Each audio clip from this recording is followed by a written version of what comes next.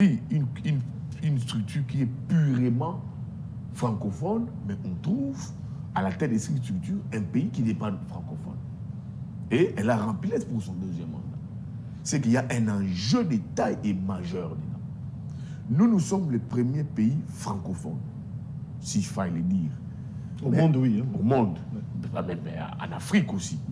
Mais on ne peut pas comprendre comment est-ce qu'il y a un pays qui n'est pas un pays francophone, mais c'est chapeauté par un pays qui est anglophone, et nous n'occupons pas ces postes-là.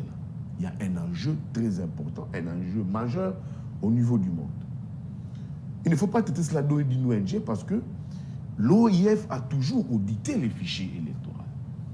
Du temps, je pense, des Malou Malou, du temps de Corneille Nangaa, l'OIF est toujours arrivé ici via ses délégués. Maintenant, avec les contextes actuels, il faut comprendre que les pouvoirs en place qui défendent, qui soutiennent Maître Fongi, créent un rapport qui puis, après audit des fichiers électoraux, qui puis discréditer les fichiers, les processus électoraux. Moi, je suis contre ce que l'équipe Kadima fait au niveau de la CENI. Sur les processus électoraux, l'enrôlement, ça pose problème. Les fichiers électoraux, les kits électoraux entre les mains des individus, les cartes électorales entre les mains des individus. Ça, je suis contre. Mais la crainte maintenant de l'UDPS, c'est de voir que l'OIF arrivait ici avec une délégation dépêchée par Mme Louise Mouchikiabo, nous arriver ici et faire participer à l'audit du fichier électoral et émettre un rapport salé concernant ces processus électoraux. Qu'est-ce que ça a encore engendré? Ça allait encore plus nous diviser. À l'idée où, vous savez que les processus électoraux à l'interne nous divisent déjà, la classe politique est complètement divisée sur les processus électoraux.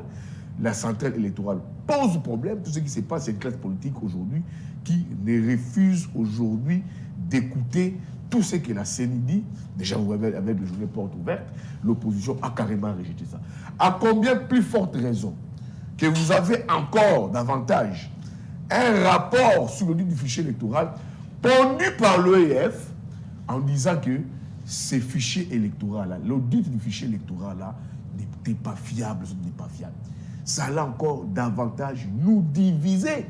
Nous diviser. Mais vous avez reconnu ici que, en traitant votre mère, dit-on, vu la situation actuelle, est-ce qu'on peut faire confiance à l'OIF pour... Moi, je vous ai expliqué. Vous avez les problèmes, j'ai fait une analyse. Ouais. Les problèmes, les contextes de l'OIF à présent, parce que nous avons une dame qui s'appelle Louise Mouchikiabo, qui est une très proche de M. Kagame.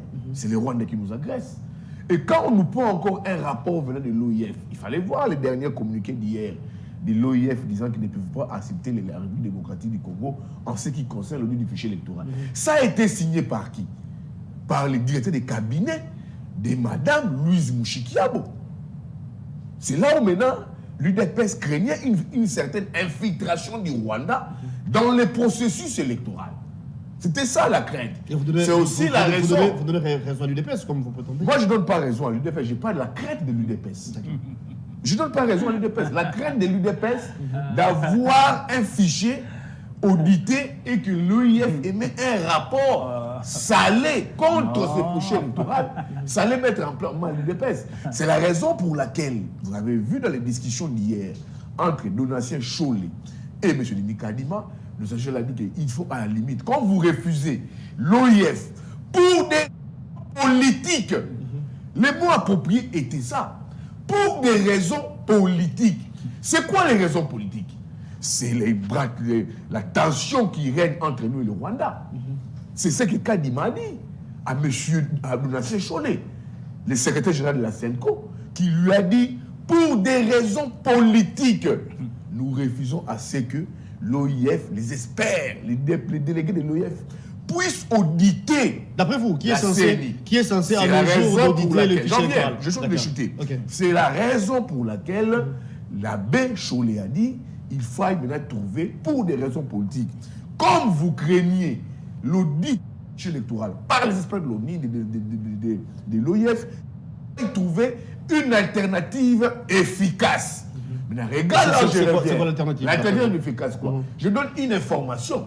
Il y a un groupe d'ONG ici, des experts électoraux, proches de l'UDPS, à qui on veut remettre l'audit de ces fichiers électoraux. Ah bon? Ben oui, je suis chose d'information. Ça, c'est une révélation, alors. C'est une révélation. Il y a des gens ici, vous connaissez leurs noms seront connus. Ils ont travaillé sur les processus électoraux, à qui le pouvoir veut maintenant confier l'audit du fichier électoral. Vous voyez, il y a des gens ici. Donc, il y a des gens ici, il y a une structure, des gens, des experts qui là travers les processus électoraux. Ils sont déjà connus dans les salons feutrés, à qui on veut remettre, qui veut travailler avec la CENI pour auditer les fichiers électoraux, mais qui sont très proches de l'UDPS, très proches du pouvoir. C'est là où j'ai dit, c'est la peur. Moi, j'ai toujours condamné l'agression rwandaise, je ne suis pas très, je suis congolais, mais ce qu'il faut retenir et comprendre sur l'OIF, c'est la peur du régime d'avoir un rapport fourni par l'OIF. Ils ont prétexté en disant que le Rwanda nous agresse. C'est Louis Mouchikiabo qui a envoyé des gens.